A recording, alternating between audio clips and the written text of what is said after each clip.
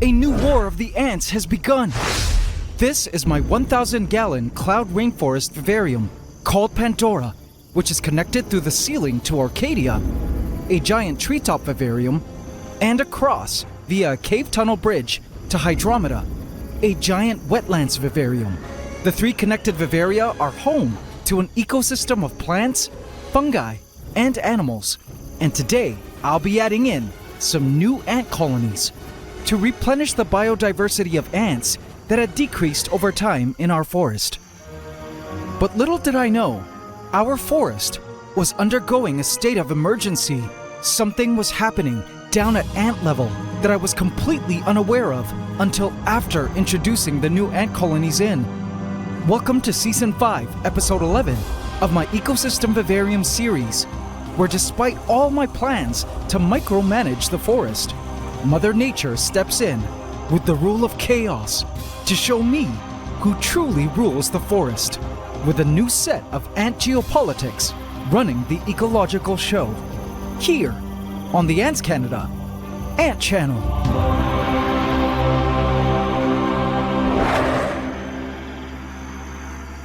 Please subscribe to my channel and hit the bell icon. Welcome to the AC fam. Enjoy. AC family, I'm coming to the UK, where I hope to meet you on September 13th and 14th. Link in the description for tickets. So today's episode will be solely about the ants of our forest, because with several ant species that used to live in our forest mysteriously going extinct over the past few months, I assumed it was simply due to a predation issue, which I resolved last week, and/or a decrease in resources perhaps. But I had plans to restore the ant biodiversity back to what it once was, with several ant colonies waiting on the sidelines to be added in. The thing was, what I didn't realize was that a different ant geopolitical landscape had formed right below my nose, and a new surprising ant superpower was quietly setting up for an ant war against all our native ant species. You guys will totally freak out when I show you what I saw. It all started here. Some ants were rushing up and down a plant stem.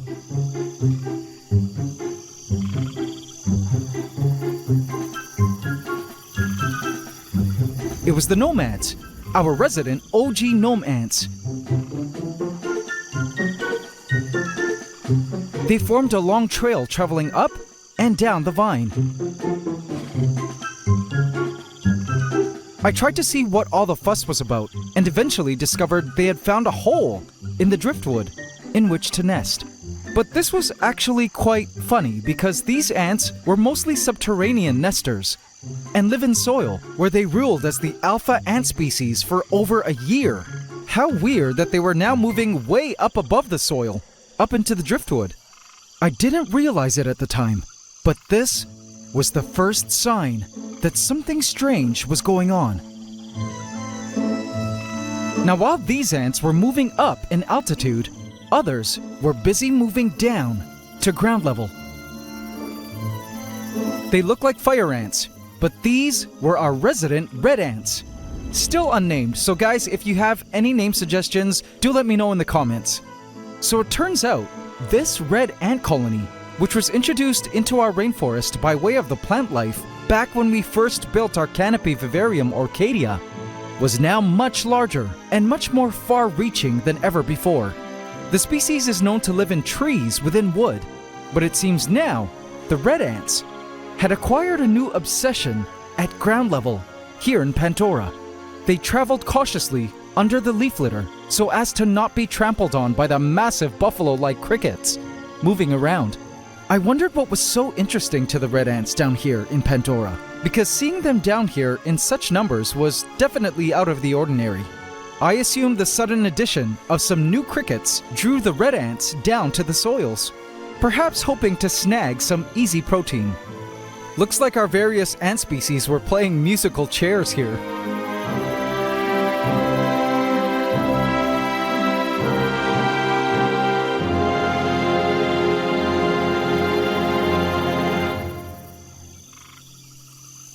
But speaking of ants down at ground level, I was ready to add in the first of our 4 new ant colonies into our forest, a species that many of you who watch the channel may already be familiar with. This here is a colony of Asian bullet ants, capable of delivering a searing sting with an aggressive nature packed into a large ant.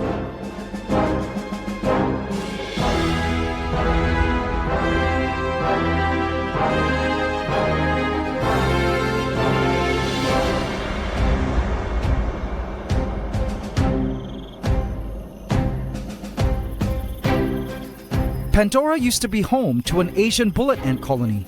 However, I'm pretty sure they died out because of the unconventional life cycle these ants have. You see, this species doesn't have a queen, so to speak.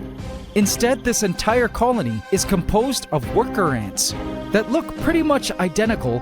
However, only one of these workers, the most dominant one, is allowed to mate with males and lay all the eggs. She is known as the gamergate.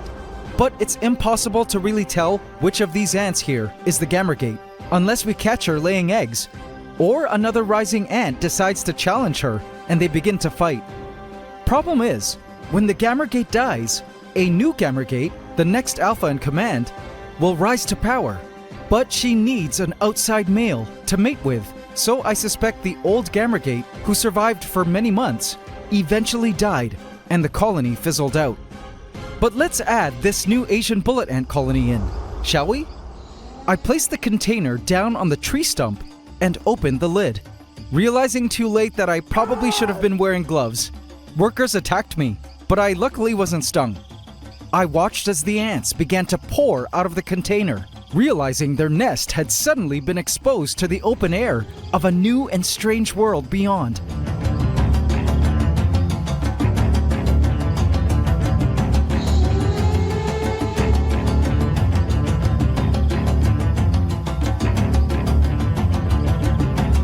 Ah, yeah, oh, hell no!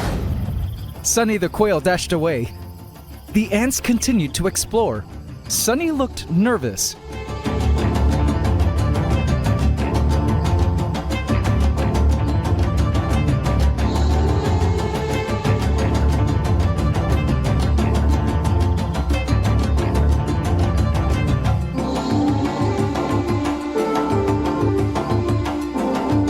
The ants could smell the cricket buffalo meat all around.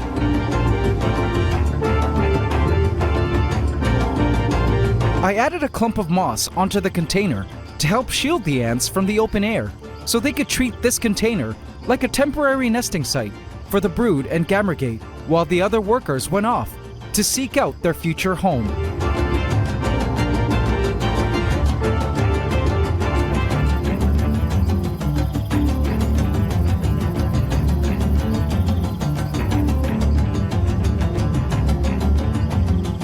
More workers went off to explore and map their surroundings.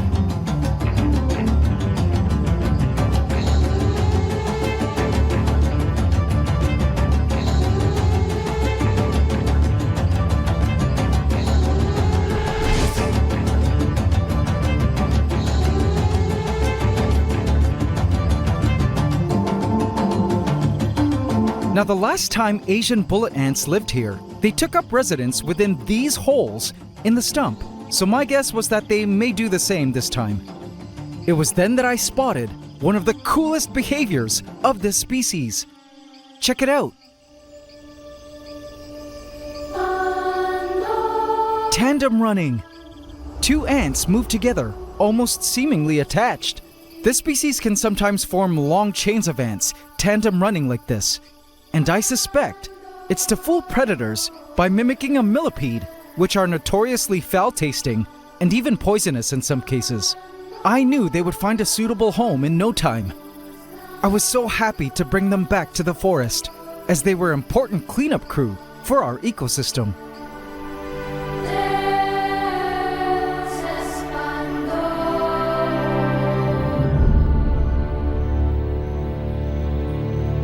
Though the Asian bullet ants weren't able to continue their bloodline, since their first introduction several months back, one species had proven to withstand the test of time. and had survived all biological and ecological changes the rainforest threw at them.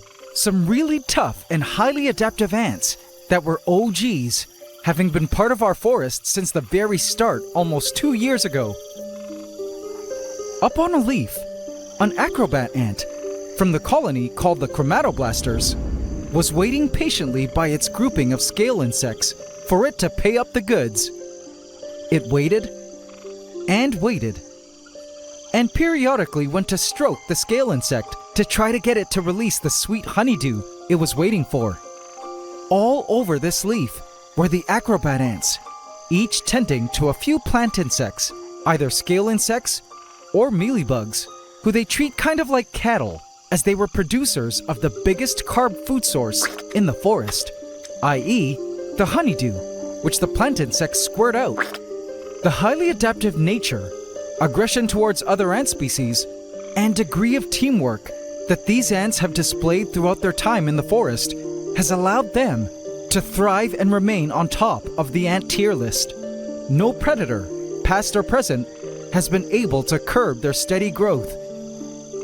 But I didn't want these acrobat ants to monopolize the ecosystem, which was also not a good thing.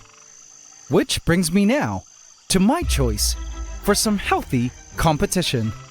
AC family, behold, spiny ants, belonging to the genus Polyrachis. Now, we used to have spiny ants living in the tree stump of Pandora, but they too disappeared within the past few months, strangely failing to bounce back after the last summer drought. These ants are also quite special in that instead of nesting in soil, they build their nests using debris collected from their surroundings, all glued together using silk from their larvae. In this species, they have multiple egg-laying queens per colony, and this colony is complete with brood and young virgin males and queens. My plan was initially to cut open a hole into this container and place the whole thing into the vivarium, but doing so proved difficult, and I immediately saw how aggressive they were. I had no choice but to do this the hard way. I located an ideal spot where I felt they would do well establishing themselves, and proceeded to remove the cover, placing the container into the spot. In an instant, workers were all over my once again bare hands biting me. I then proceeded to place some moss over the container to help conceal them a bit. And just like that, the colony was in. I felt this was the perfect spot for the ants because they had all kinds of driftwood nooks and crannies in which to establish a nesting location and begin building their signature carton debris nests. I watched wide-eyed as the ants began to explore the immediate area of their new rainforest kingdom. It was clear that the new lands excited the scouts greatly, and all findings were reported back to the main colony at the container.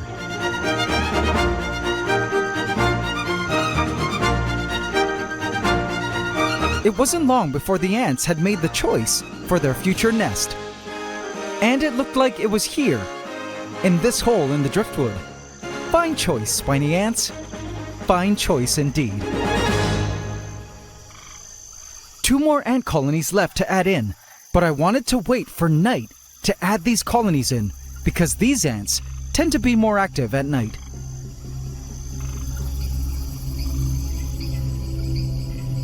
First, a new species never before seen in our forest. I truly love these highly unique ants and hope they thrive. Presenting Dracula ants.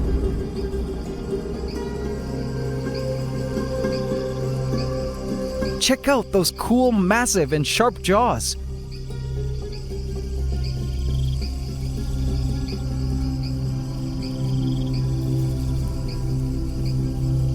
They serve a purpose. You see, these ants are called Dracula ants due to a strange lifestyle they have, where they actually make small incisions in the skin of their larvae, and even pupae, to drink their hemolymph, the technical term for their blood. They still eat insects, but also drink the blood of their young. The incisions heal and the larvae grow up normally to become adult Dracula ants, who do the same and feed from younger sibling blood. Like the Asian bullet ants, they also run on a gamma gate system, But the good thing is, they can blend with other Dracula ant colonies, so I can add 1 or 2 new colonies over time, and they can blend, as well as hopefully self-perpetuate via unrelated males.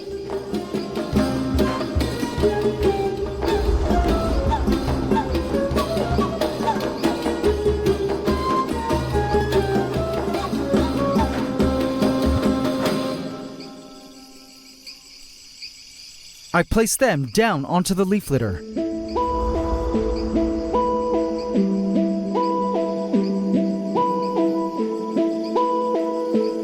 They immediately began to explore the premises.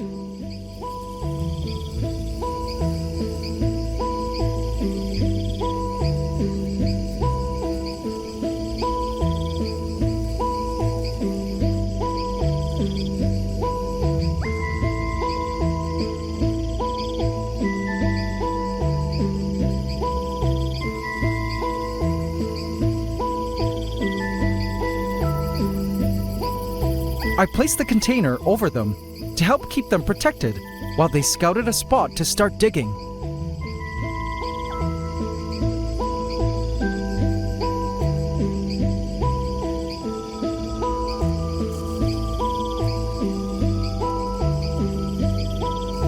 And placed dried moss to conceal the container.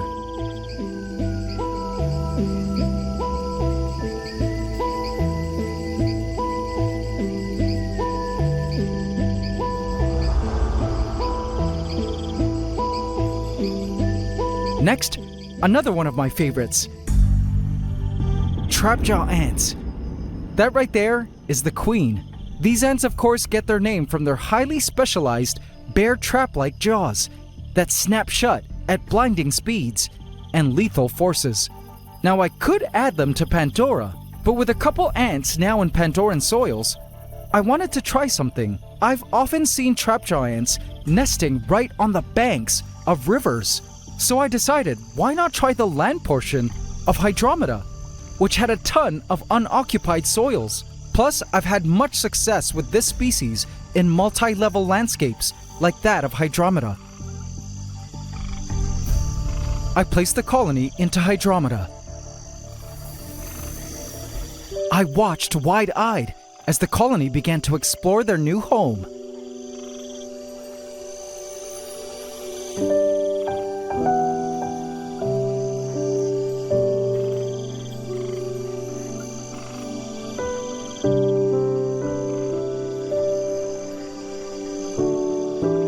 Watching the ants discover and move into their new kingdom warmed my heart. It's crazy that even after almost 2 decades of being a serious ant keeper, the feeling of awe and wonder I experience watching the ants has remained the same. I was so happy that we could replenish the ant biodiversity in our forest. It reminded me why I even came up with the idea of this whole ecosystem vivarium project in the first place. For years, I kept ants in traditional ant farms, which is and was always amazing. But eventually I realized that if I truly wanted to appreciate the ants, their biology, and their natural behaviors, I needed to observe them in the context of where they exist in the ecosystem. I needed to see how they interact and form symbioses with other organisms in their environment, how they make decisions like where to move, how they survive or fail to survive in a natural setting full of challenges and even dangers. Never in my life have I been able to understand ants like I do now, keeping them in ecosystem vivaria. I have other species I would like to add in, but I wanted to wait a bit before adding them, to monitor the progress of all these new ants first. I couldn't wait to see how our 4 new ant colonies do over time, along with our already established 3 other ant species.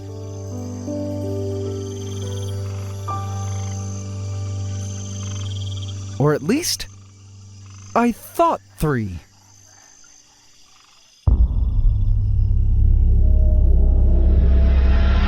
The next day, I removed all the containers, which had all been evacuated.